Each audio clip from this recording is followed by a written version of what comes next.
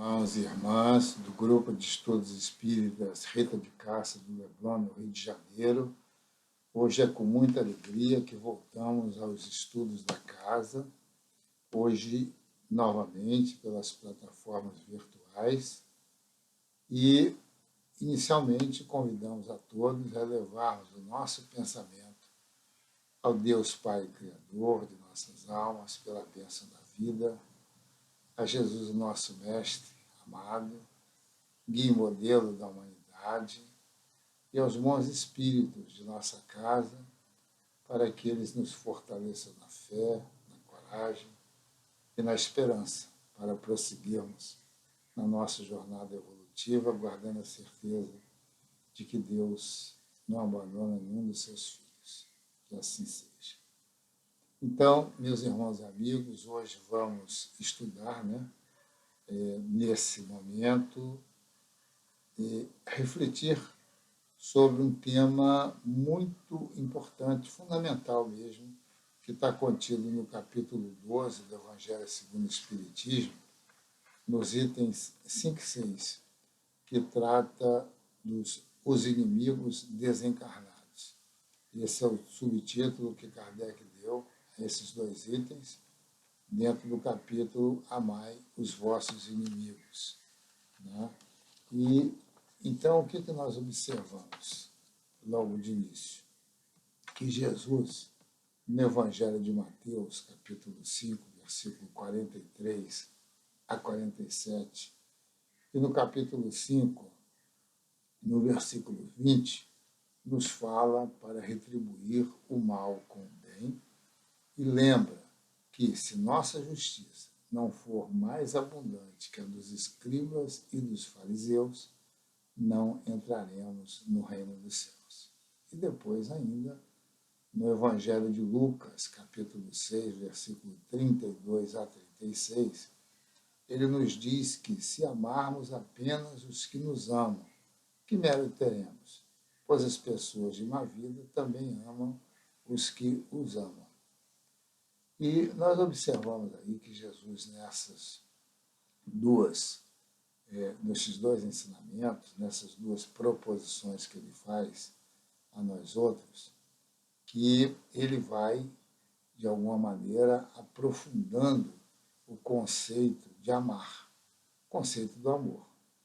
Porque, vejamos bem, primeiro ele recomenda que nós deveríamos amar ao próximo como a nós mesmos, que está lá incluído, na passagem que o senhor da lei chega para ele perguntando qual seria o primeiro e o mais importante, o grande mandamento, e ele diz o que está escrito. Então ele responde, senhor da lei, amarás a Deus sobre todas as coisas e ao próximo como a si mesmo.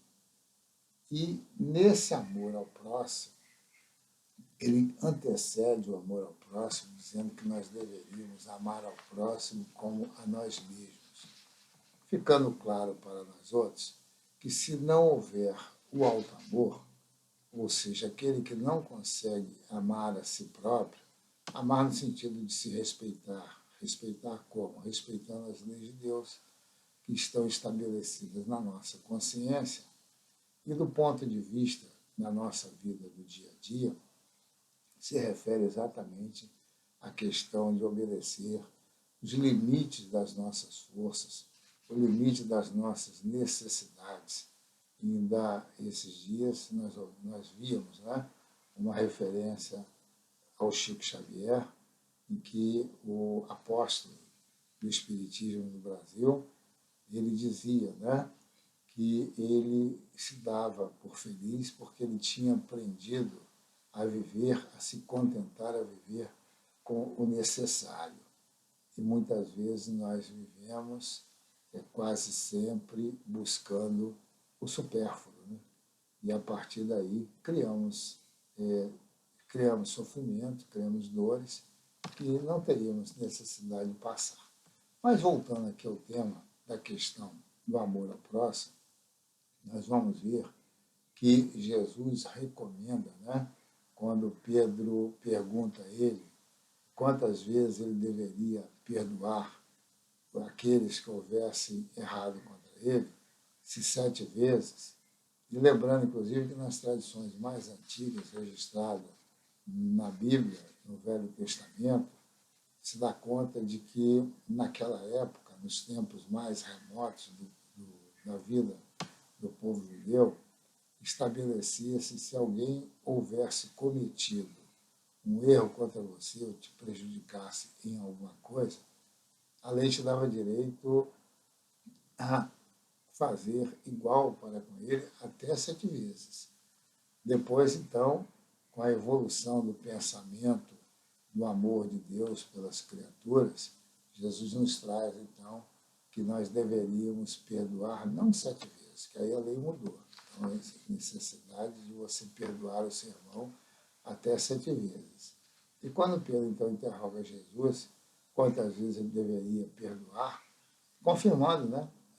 A lei estabelecia até 7 vezes, e Jesus disse que não, Pedro, nós deveríamos perdoar o nosso irmão até 70 vezes 7 vezes, né? Mostrando que essa questão do amor, ela vai evoluindo na necessidade do entendimento da criatura para com o seu próximo. E diz mais Jesus, inclusive, ele fala que pelo que vos toca, ou seja, pelo que toca a cada um de nós, amai os vossos inimigos. Então vejamos que vai numa escala, né? Primeiro do amor de si mesmo, o amor ao próximo, depois o amor aos inimigos, para se nós quisermos ser diferentes daqueles que são até os maus, porque eles amam seus amigos, eles amam seus familiares, eles amam os seus parentes, né? Eles amam os seus parceiros, mesmo que sejam parceiros de erro, né? De crime. E Jesus, então, diz que nós, para sermos diferentes, então, ele diz, pelo que nos toca, amai os vossos inimigos, fazei o bem aos que vos perseguem e auxiliai a todos sem esperar paga alguma. Então grande será a vossa recompensa e sereis filhos de Deus, que é bom para os ingratos e até para os maus.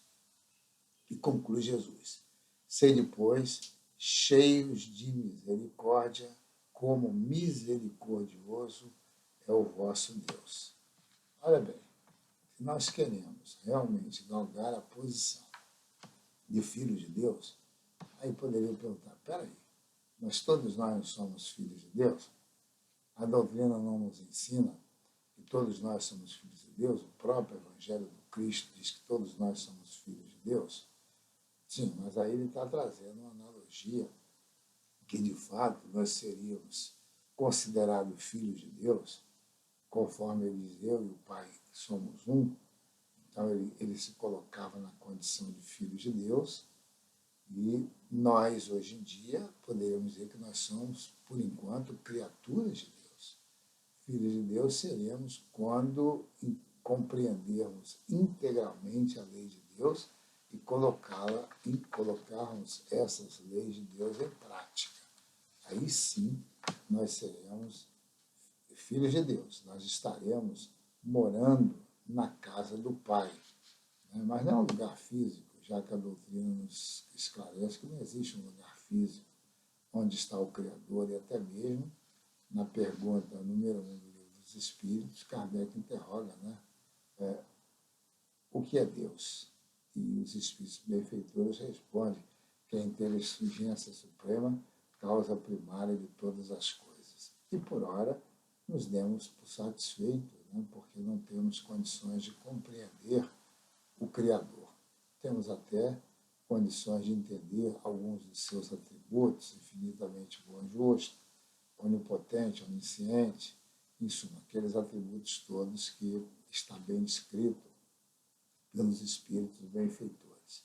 Mas o que é Deus exatamente, o nosso nível de compreensão, intelecto moral, não é capaz de alcançar. Mas Jesus propõe, ser depois cheios de misericórdia, como misericordioso é o vosso Deus. porque ele antes afirmou que Deus é bom para os ingratos e até para os maus. E ele faz nascer, né, o sol sobre todas as criaturas, né? Sobre os bons, sobre os maus, em suma, sobre todos os nossos irmãos. E Kardec, nos itens 5 e 6 que estão propostos para nós, no estudo de agora, ele vai nos dizer, com base naquilo que já havia sido trazido pelos espíritos benfeitores no Livro dos Espíritos, que nós sabemos que o Evangelho é uma extensão, né, do capítulo do Livro dos Espíritos que trata das leis morais, né? Então já era conhecido, né, essa paternidade divina, já era conhecido todo o processo evolutivo das criaturas humanas e, principalmente, ficou claro e demonstrado a existência de um mundo espiritual e da nossa interação com este mundo espiritual. No processo, inclusive, que a doutrina traz, que não é novidade, já outras crenças mais antigas já haviam trazido, da possibilidade de vivermos na Terra mais de uma vez, fazendo com isso o nosso processo evolutivo gradual, né?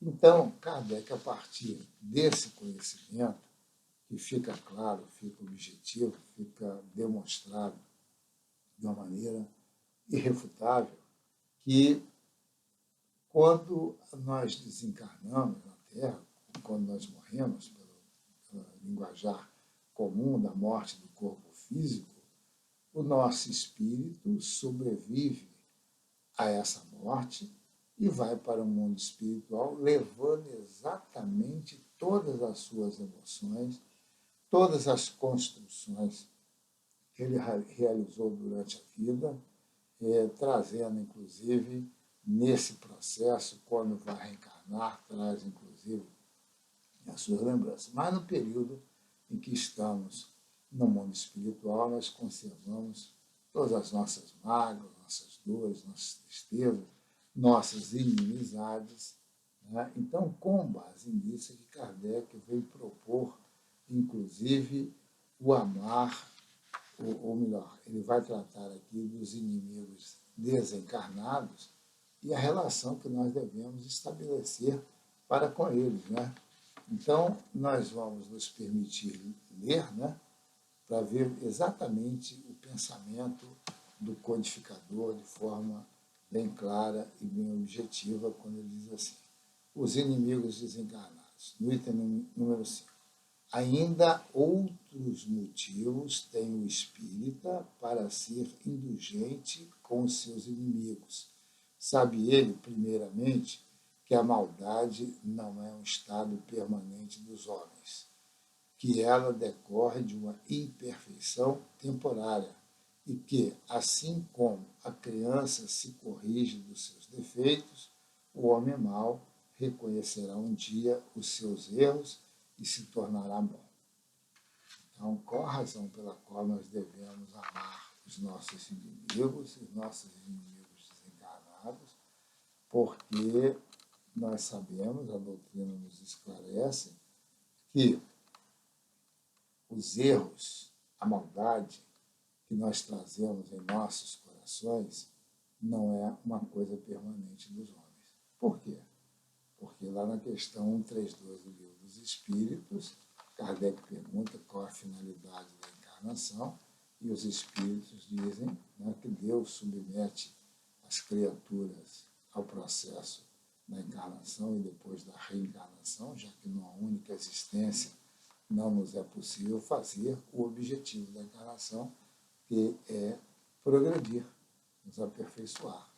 E no estágio evolutivo que nós estamos, sofrer, digamos, as imposições da melhora que se faz necessária através das provas e das expiações. Então, esse é o objetivo.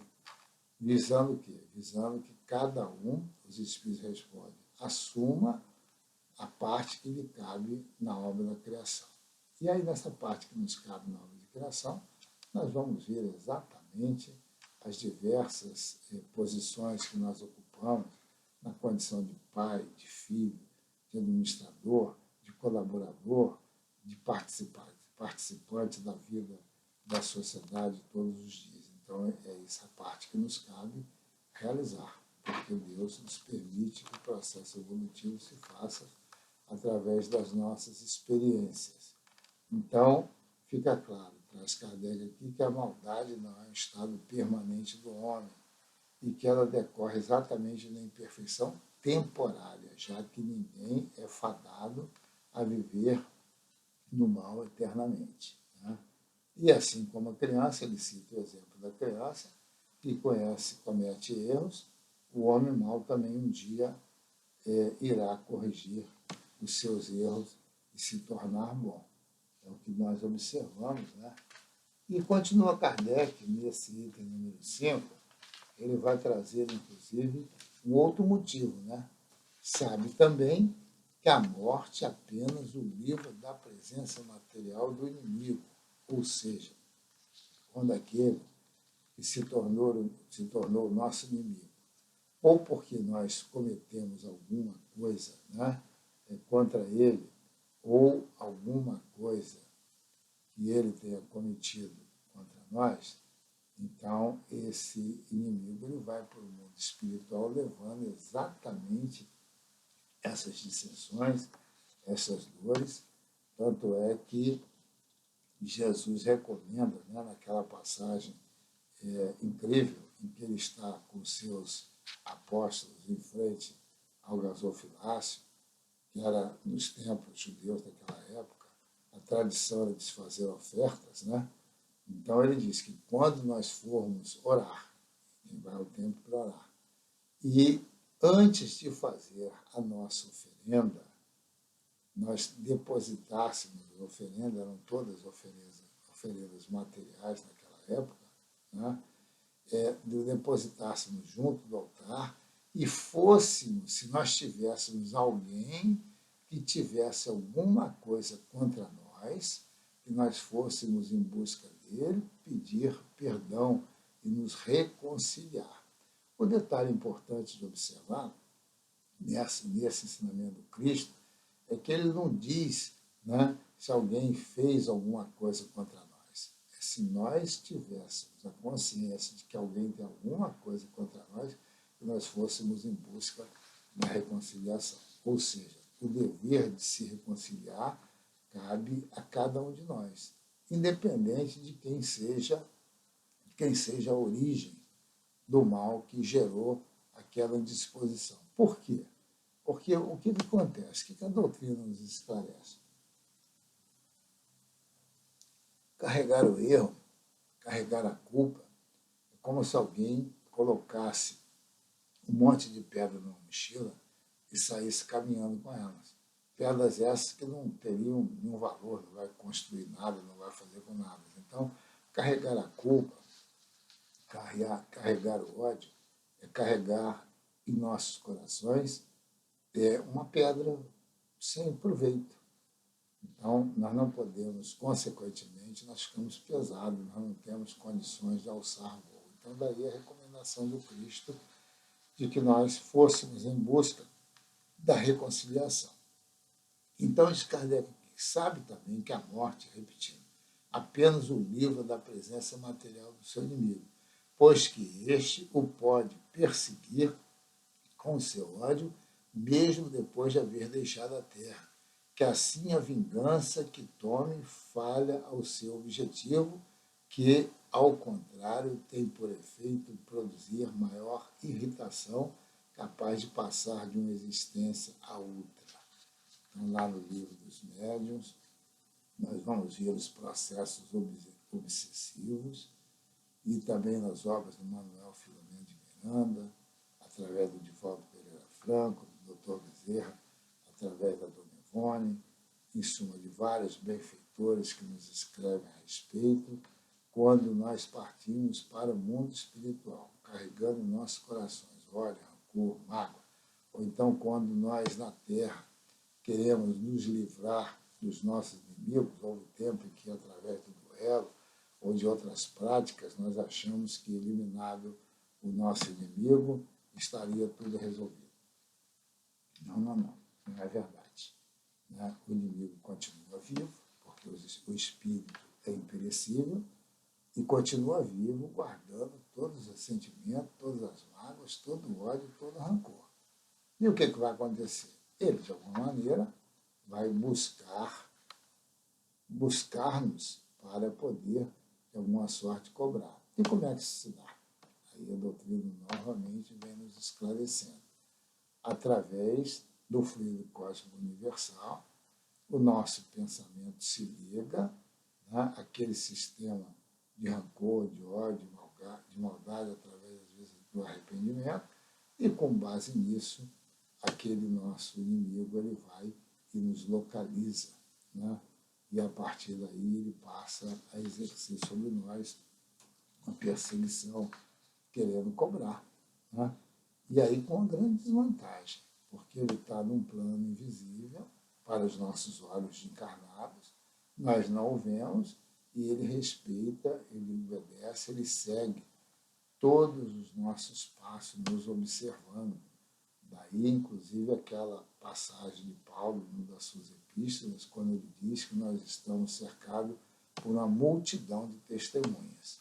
Claro que estamos cercados pelas multidões de testemunhas do bem, os espíritos amorosos, generosos, que nos observam toda vez que nós emitimos bons pensamentos ao mundo espiritual, pensamentos amorosos, pensamentos que levam, né, a querer praticar o bem aos nossos semelhantes, e esses pensamentos são captados pelos espíritos bons que vão nos ajudar, vão nos incentivar nessas práticas. Mas a lei apenas estabelece que o pensamento vai pelo fluido universal, conforme Kardec esclarece muito bem no capítulo 14 da Gênesis, né, que quando ele fala do pensamento que inclusive toma forma, ele é como se fosse um elemento vivo que os espíritos percebem. Então, se o pensamento é mau, se o pensamento é ruim, se o pensamento de desonestidade, de malquerência, de ódio, de rancor, ele é captado pelos espíritos que estão convivendo na mesma faixa vibratória. E daí se dá a instalação dos processos obsessivos. Né? Cabia ao Espiritismo, diz Kardec, demonstrar por meio da experiência e da lei que rege as relações entre o mundo invisível e o mundo invisível, o mundo visível e o mundo invisível, que a expressão extinguir o ódio com sangue é radicalmente falsa. Que a verdade é que o sangue alimenta o ódio, mesmo no além-túmulo, de dar, por consequência, uma razão de ser efetiva e uma utilidade prática ao perdão, ao preceito do Cristo, amai os vossos inimigos. Então, esse conhecimento da vivência, né, da vida permanente, do espírito que conserva todas as suas emoções, todos os seus sentimentos no mundo espiritual, na interligação do mundo espiritual com o mundo material, que se faz principalmente através dos pensamentos que se cruzam, os pensamentos que se harmonizam, que se intercruzam, ele existe. Então, essa questão de distinguir o ódio com o sangue é uma coisa falsa. Morto o nosso inimigo, não quer dizer que nós estamos livres, né, por assim dizer, da influência deles. Muito pelo contrário. Nós podemos atraí-lo se nós não reformamos. Aí tem aquela passagem que Jesus conta, né, da parábola do homem que habitava uma casa e que fez uma limpeza da casa e aqueles espíritos obsessor que tentava dominá-lo na casa, ele vai embora, a casa está limpa. Que casa é essa? A casa mental.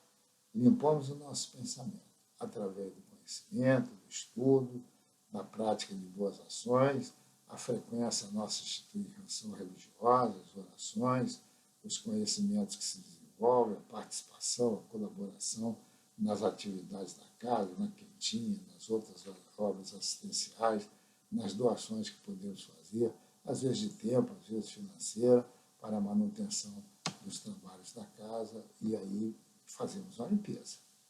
Aquelas angústias, aquela tristeza que nos invadia, a gente vai conseguindo eliminar. Né? Mas aí o que acontece? Passado um tempo, o espírito do mal, ou seja, o obsessor, volta para observar e vai ver como é que está. Será que mantemos nossa mente assim, realmente capacitada dentro daquilo que se propôs de renovação? O processo de renovação, às vezes, é complexo, né? É demorado. Se nós não persistirmos nisso, nós voltamos, a mesma coisa que o vício, voltamos ao vício antigo. E aí, a narrativa da parábola do Cristo é que ele vê naquela situação, ele vai e traz mais 7 companheiros para habitar aquela casa. E a nossa vida se torna, digamos, um verdadeiro inferno de sabores, porque quando nós recaímos num vício, né, é muito complicado. Aí o trabalho dos alcoólicos anônimos, daqueles que lidam com a preservação da droga também, que é uma coisa que é conservada dia a dia, dia a dia, dia a dia. Muita pressa, muita oração, muita força de vontade, para aí realmente nos mantermos fiéis àquele propósito de renovação. E aí nos livramos, né, dos espíritos que querem nos prejudicar. Por quê? Porque nós elevamos a nossa faixa vibratória. Passamos a vibrar numa faixa onde estão os espíritos bons, e isso nos protege. Né? E diz Kardec ainda, não há coração tão perverso que mesmo ao seu mau grado não se mostre sensível ao bom proceder. Olha só que coisa interessante que Kardec coloca aqui. Não há coração tão perverso que mesmo o seu mau grado não se mostra sensível ao bom proceder. E aqui nós nos lembramos, né, daquele caso que é relatado pela Sueli Calvert Schubert, né, no livro belíssimo que ela faz da biografia do Divaldo, Semeador de Estrelas, e lá ela relata que o Divaldo Franco, durante muitos anos, foi perseguido por um espírito com quem ele tinha uma relação de inimizade, né, mal resolvida, um problema de séculos anteriores, de vidas passadas na Europa, onde ele tinha cometido lá algumas coisas que desonravam, né, o comportamento de um cristão verdadeiro, e o espírito então passou a persegui-lo durante tempos e tempos, até que reencontrou ele reencarnado aqui, e até verificou que ele tinha algumas propostas de renovação, mas o ódio que ele mantinha era muito grande, ele perseguia, e às vezes sugerindo o Divaldo ao suicídio, isso. E o Divaldo, com a capacidade de vidência, ele via, né? E daí, inclusive, até esse apelido que ele deu ao espírito do Máscara de Ferro. E assim foi Divaldo levando, entre outras cruzes, né, vamos dizer assim, a convivência com o Máscara de Ferro, a quem ele via de quando em vez. E o espírito dizia que não o perdoaria de forma nenhuma, etc, etc, etc. E assim passou o tempo, até o relato que a Sueli faz de que a Casa do Caminho, que é a instituição que o Divaldo criou junto com o seu primo lá em Salvador, no Pau da Lima, na Bahia, né, e estava com muitas crianças. E naquele tempo com muitas dificuldades econômicas, financeiras, em função, talvez, de rarear, né, as doações. Isso. O fato é que a instituição vivia um período de dificuldades, e o Divaldo deu a ordem que, enquanto perdurasse aquele estado de coisa, não se receberia criança mais nenhuma. Né? E assim começou a acontecer, até que um dia ele estava no escritório dele, trabalhando, e chega então um funcionário lá dizendo que havia sido abandonado, enrolado nos trapos, lá na porta da Mansão do Caminho, uma criança de sexo feminino, inclusive, já com formigas dentro da roupa, né, daqueles trapos que vestiam, mas que ele tinha dado de ordem de não acolher mais ninguém, então o que eles deveriam fazer? Então, de volta falou, não, de forma nenhuma, acolhe, traz, vamos dar um jeito, vamos dar um jeito. E realmente acolheu, trocou a roupa da criança, aquelas tratativas todas da instituição, que tem várias casas, né? Então, tem pessoas que cuidam de determinado grupo de crianças, a instituição funciona mais ou menos dessa maneira. Então, quando chegou a noite, o Divaldo estava fazendo as suas orações, aparece quem? O Máscara de Ferro. E disse que a partir daquele momento ele iria realmente deixar o Divaldo em paz, porque ele reconhecia que, de fato, a proposta dele de se renovar era verdadeira e ele tinha acolhido um espírito que teria sido, né, a mãe dele na sua última encarnação. Então, ele, a partir dali, o liberou. Kardec está dizendo aqui, né, que não há coração tão perverso que, mesmo ao seu mau grado, não se mostre sensível ao bom proceder. A maneira de nós nos livrarmos daqueles que nos perseguem. Mediante um bom procedimento, tira-se, pelo menos, todo pretexto às represálias, podendo-se até fazer de um inimigo um amigo, antes e depois de sua morte. Né? Então, é o que aconteceu. A Ivone Pereira também, nós tivemos a oportunidade na nossa juventude de conviver com ela. Ela dava orientações na juventude que nós frequentávamos e ela nos relatou por algumas vezes que ela também tinha esse problema, né, de espíritos que a perseguiam, tentavam prejudicar. Ela vinha de 3 encarnações de suicida, com vários comprometimentos e tal. E então ela, já agora convertida ao Espiritismo, à luz do Consolador, conforme é um título de um livro que ela escreveu, muito bonito, A Luz do Consolador, são reflexões que a dona Ivone fazia. Então ela relatou para a gente, lá na juventude, que os espíritos, por assim dizer, conforme se diz na linguagem popular, pintavam e bordavam, né? Apagava a luz, isso não fazia barulho, justamente na hora que ela ia se recolher, fazer as suas orações, a sua prece, ou então o culto no lar que ela fazia regularmente. Então, eles prejudicavam muito. Então, ela passou a adotar o seguinte critério. A gente chegava para ele e falou, meus irmãos, olha só, eu agora vou fazer aqui os meus estudos, as minhas orações. Então, por favor, eu peço encarecidamente que deixe eu fazer aqui as minhas orações. Depois que eu terminar as minhas orações, que eu for dormir e descansar, aí vocês podem fazer o que vocês quiserem. E com essa conversa boa, diz ela que chegou a transformar muitos se renovaram, e que aqueles que não se renovaram se tornaram amigos dela. E uma coisa interessante que ela dizia, que algumas vezes, quando ela se mostrava muito triste, acalunhada, com as perseguições naturais, as calúnias e tudo mais, às vezes os espíritos que haviam se tornado amigos, mas que não se renovaram, chegavam para ela e propunham, você quer que a gente dê conforme se diz na linguagem popular, você quer que a gente dê um trato nele, desse que está te atrapalhando? Eu falei, não, meu irmão, não é nada disso. E no item 6, Kardec diz que pode-se, portanto, contar inimigos assim entre os encarnados, como entre os desencarnados.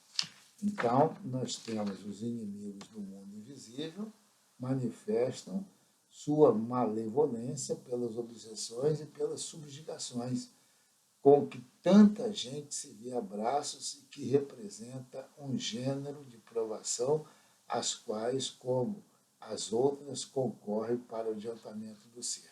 Olha só que nada nos acontece sem a permissão de Deus, através do nosso merecimento, e que não resulte no nosso avanço, no nosso progresso intelecto-moral. Isso é soberano na lei de Deus, é incrível essa lei de Deus que nos possibilita estar até mesmo dos erros, do sofrimento e até mesmo dos nossos equívocos, quando nós caímos em si, quando nós chegamos à conclusão de que erramos e analisamos por que erramos, nós nos transformamos, nos melhoramos. Né? Então, continua Kardec a dizer o seguinte, que por isso as deve receber com resignação e como consequência da natureza inferior do globo terrestre. Se não houvesse homens maus na Terra, não haveria espíritos maus ao seu derredor. É uma lógica. Não é? Se nós sairmos da Terra levando os nossos sentimentos, as nossas mágoas, os nossos rancores, o nosso desejo de vingança, nós vamos para o mundo espiritual, nos tornamos espíritos vingativos, né? Odiosos, tristes, magoados, em suma, esses sentimentos todos. E passamos a conviver.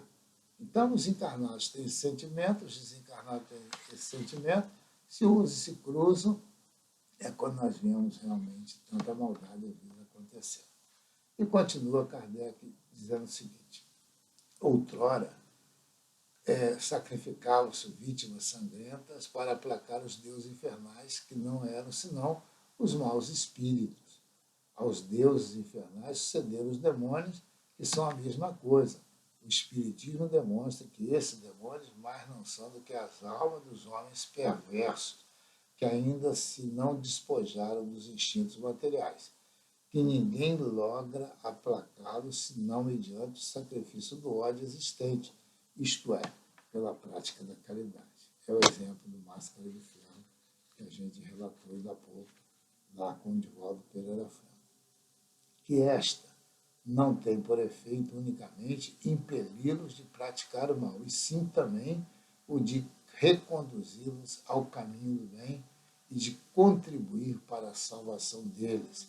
É assim que o mandamento amai os vossos inimigos não se circunscreve ao acanhado da terra e da vida presente, mas faz parte da grande lei de solidariedade e fraternidade universais.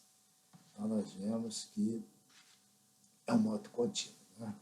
Nascer, renascer, tornar a nascer, tornar a desencarnar, voltar outra vez e ir nos aperfeiçoando cada vez mais no nosso dia a dia. Né? Então, o que nos cabe fazer? Introduzir em nós, né, o conhecimento da doutrina. Primeiro aqui, no intelecto. Né? Depois trazermos para cá, para o coração. E, finalmente, trazermos para as mãos na prática da caridade. Efetivamente, é a maneira pela qual nós vamos evoluindo, nós vamos nos renovando. Então, a solidariedade e a fraternidade universais devem estar presentes em todas as nossas existências. Tem uma pequena história aqui desse livro que eu gosto muito. É o primeiro livro que eu li quando eu estava saindo da infância para a juventude. A Vida Escreve é o livro do Lário Silva, psicografado pelo Divaldo Franco, psicografado pelo Valdo Vieira e pelo Chico Xavier. Uma parte do livro foi o Valdo, outra parte foi o Chico. E o item 12 da segunda parte, que é psicografado pelo Chico Xavier, tem o seguinte relato. Esse livro aqui traz relatos do dia a dia de espíritas, né, pelo interior, pelas casas espíritas. O espírito de Lário Silva, ele compilou vários episódios reais da vida de espíritos. E aqui, esse aqui ele deu o título de Mesmo Ferido. O rapaz foi rudemente esbofeteado num baile. Em sã consciência, não sentia culpa alguma. Nada fizera que pudesse ofender. Por mera desconfiança, o agressor esmurrou-lhe o rosto. Covarde, covarde, haviam dito os circunstantes. Ele, porém, limpando o sangue da face, compreendeu que, desarmado, não seria prudente medir força. Jurara, porém, vingar-se. E agora, munido de um revólver, aguardava a ocasião. Um amigo, no entanto, percebendo a alma sombria instou muito e conduziu a uma reunião da doutrina espírita, na casa que ele frequentava. Desinteressado, ouviu preces e pregações, comentários e apontamentos edificantes. Ouviu por ouvir, um amigo convidou. Ao término da sessão, porém, um amigo espiritual, pela mão de uns médios presentes, escreveu bela página sobre o perdão, na qual surgiu a afirmação como essas: a justiça real vem de Deus, ninguém precisa vingar-se, mesmo o ferido serve e perdoa. A corrigenda do ofensor pode ser amanhã. O jovem ouviu atentamente, saiu pensando. Na manhã seguinte, topou face a face o desafeto, mas recordou a lição e conteve-se. Por uma semana se repetiu o encontro, já que eles passavam pelo mesmo caminho, e por 7 vezes freou prudentemente aquela ação de vingança que ele havia pretendido. Dias depois, porém, retornando ao trabalho, encontra o enterro e descobre-se o hábito do chapéu de antigamente. Descobre-se, tira o chapéu, era o hábito que se tinha quando via um sepultamento. Só então vem a saber que o grande esmurrador era uma pessoa violenta, aquele que o ferira morrera na véspera, picado por um escorpião. Então é isso, que nós possamos manter a paz em nossos corações, a certeza de que Deus nos abençoe e protege, e que possamos seguir refletindo nesses conceitos importantes de Kardec para a nossa paz, para nosso processo de vencer todas as crises, todas as dores, todas as dificuldades.